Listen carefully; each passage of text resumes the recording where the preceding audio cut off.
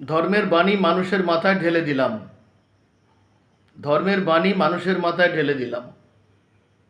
তাতেই মানুষ শিক্ষিত হয়ে যাবে, মূল্যবান হয়ে যাবে, জজ ব্যারিস্টার হয়ে যাবে, পুলিশ অফিসার হয়ে যাবে, সায়েন্টিস্ট হয়ে যাবে, তা তো নয়। আপনাকে পড়াশোনা করতে হবে।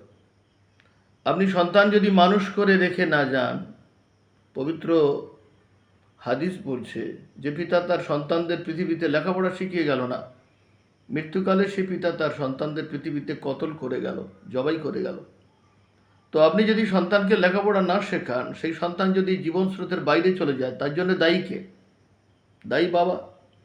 তো আজকের সংখ্যালঘু সমাজের মায়েরা তারা ধর্ম করে কিন্তু রূঢ় ভাষা ব্যবহার করে, পরিবেশ দুর্গন্ধ করে, অসভ্য পরিবেশ তৈরি করে।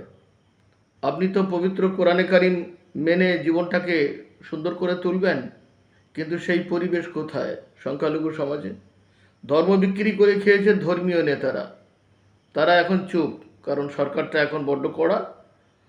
তারা আর ওই ধর্মের বাণী মানুষের মাথায় ঢেলে দিতে পারছে না। আচ্ছা, ঢেলে দিয়ে যদি কাজ হতো, যদি 1400 বদমাইশ ডাকাত না তৈরি হতো, কিংবা যদি মানুষ স্বাবলম্বী হয়ে যেত, কর্মসংস্থান পেত। আপনি পাশের বাড়ি কী খাচ্ছে দেখেন, কিছু পয়সা হলে হজে চলে যান। আপনার ভাই কী খাচ্ছে, ভাইপো কী খাচ্ছে, স্কুলে যাচ্ছে কি না, এগুলো আপনি দেখেন, হকুকুলেবাদ করেন, লম্বা চওড়া কথা।